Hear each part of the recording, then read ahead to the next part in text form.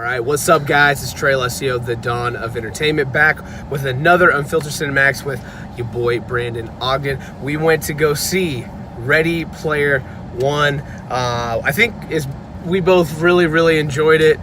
We are gonna break it down and rank it for you guys.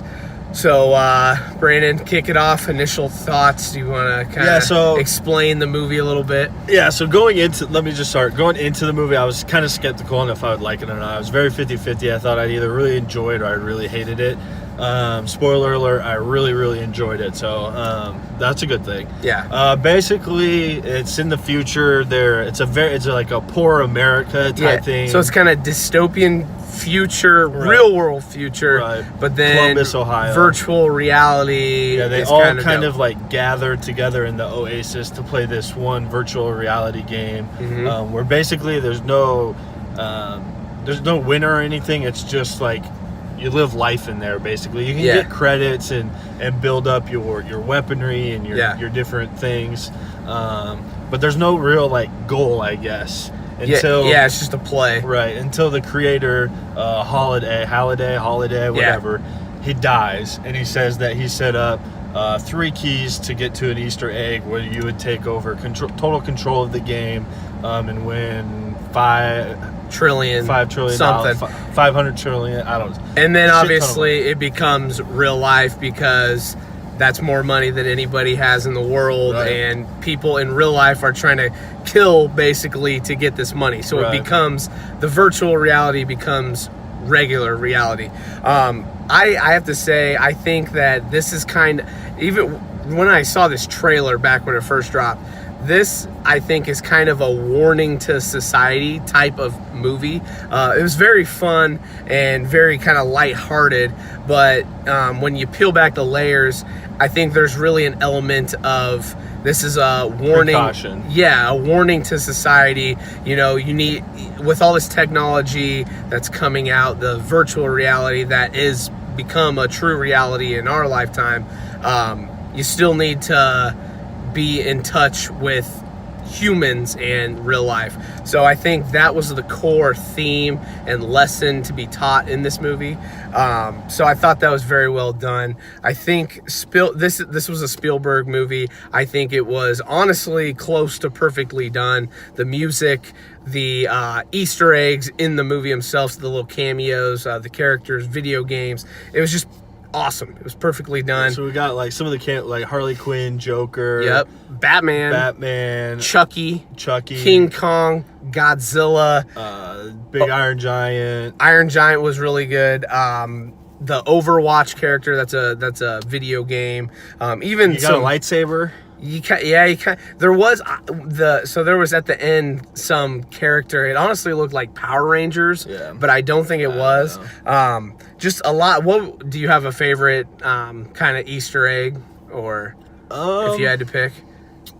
I'd have to pick Iron Giant. Iron Giant is awesome. It's a classic cartoon or animated movie from back in the day. I really enjoyed that. He actually played kind of a crucial part in the end, so that was kind of cool. But it was cool to see just Batman and everything. I really want to go and do a little. I know there's articles out there and how they got cross studios and pieced together all of these Easter eggs to do this. So that was kind of cool. What else? You have anything else? I mean, just the whole mix of, you had the music from back in the day, you had all of the different like arcade, like Nintendo, Atari style video games. They played a adventure in the end. I specifically remember playing that game, and honestly, playing it, I didn't like it, but I mean, it's just kind of cool to see how they incorporated that. Then they incorporated The Shining, the movie. Yep. That had a pretty big role during one scene. So it was a really cool mix of kind of the old pop culture stuff into the future, which was a really good mix. If you're a pop culture junkie, you will love this movie. I am a pop culture junkie. I don myself the Dawn of Entertainment. Pop culture. Because I just love pop culture. So this honestly was a really good movie in my eyes. It was fun and it was enjoyable. A little long, I will say. If there's one flaw, it was pretty long. It was like 2.5 hours, getting close to 2.5 hours, I guess. But really enjoyed it. Anything else before we kind of rank it, I guess? I'm trying to think. I don't think so. I don't know if we touched that there's like one corporation that has specifically built to try to game the Oasis and try to win the Oasis, and they're pretty much evil.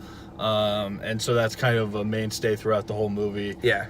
As you're like quote unquote bad guys. The bad guys, yeah. And like I said, I thought that was a good mix. That's an interesting way to come at it, is like a corporate, kind of thing to be your bad person, and how they were able to make money off of it, and their whole goal was to win the Oasis and get the money and get control of the game. So because that made it feel real. Like we said, obviously this is more focused in virtual reality, but then it becomes real life when money is on the line and a fortune. And they almost kind of felt like a government type thing too, where people owed them money, so they would come after them and basically enslave them, put them in jail. Yeah, you could definitely tie, I mean, not the enslavement part, but you could definitely tie in like a real correlation with that, I guess, too. So, there were just a lot of intricacies into this movie that it was really, really cool. It was really well done. You got a good mix of kind of animated versus, reality. Yeah, real. So I enjoyed that part, too. Yeah, just a lot going on with this movie. Highly recommend it. Great music.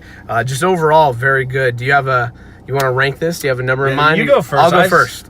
Okay, so let me just preface. I'm struggling with this number because I don't know. I don't want to go too high and it be, something that I'm deeming great. A great movie. So it's not touching great for you. But I don't want to deem it as like I really enjoyed it, so I want to go higher than what I'm struggling this balance of this number in my head. So you go first. I will throw out a number. I have a number in my head right when I walked out of the theater, and that is 9.2.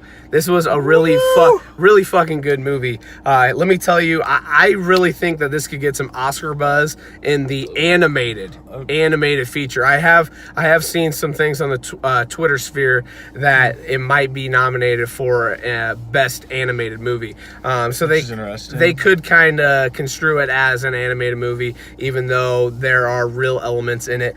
But I really think it is deserving of in the 9s.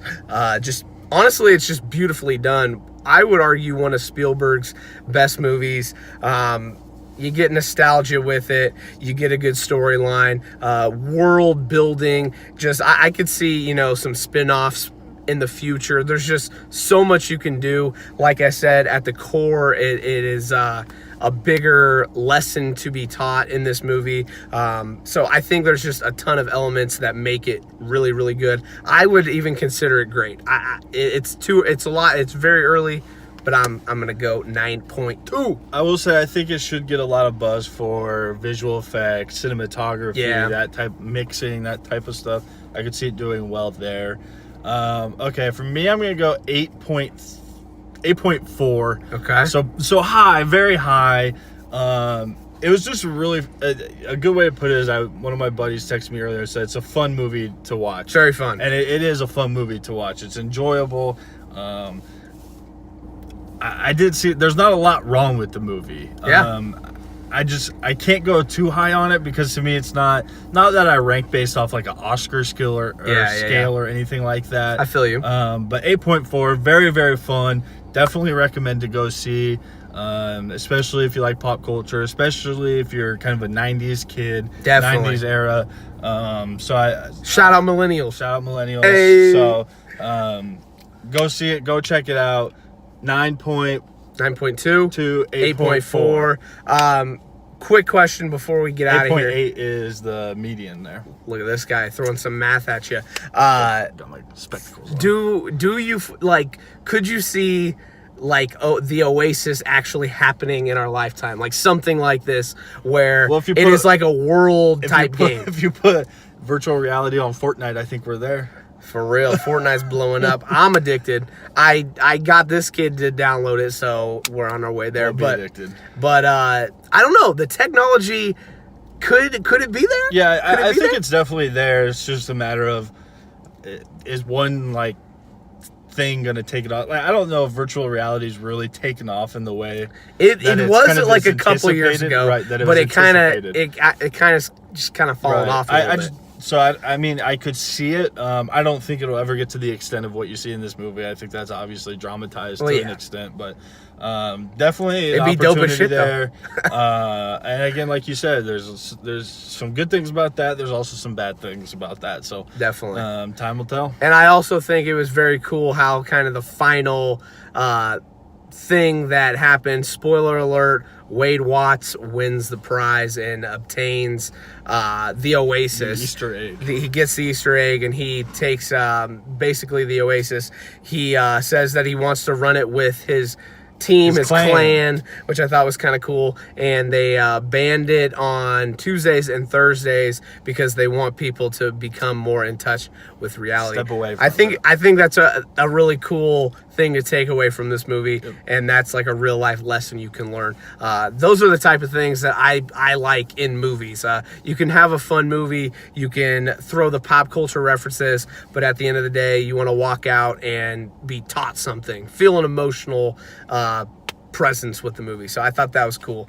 So yeah, we got our rankings in, and go check it out. Ready Player One. Do you think there will be a Ready Player Two? Let us know. We got that debate going. We'll talk more about this movie on our upcoming podcast. And I'm Trey Alessio, the Dawn of Entertainment. Brandon Ogden, the consigliere. We'll be back for more later. Stay safe.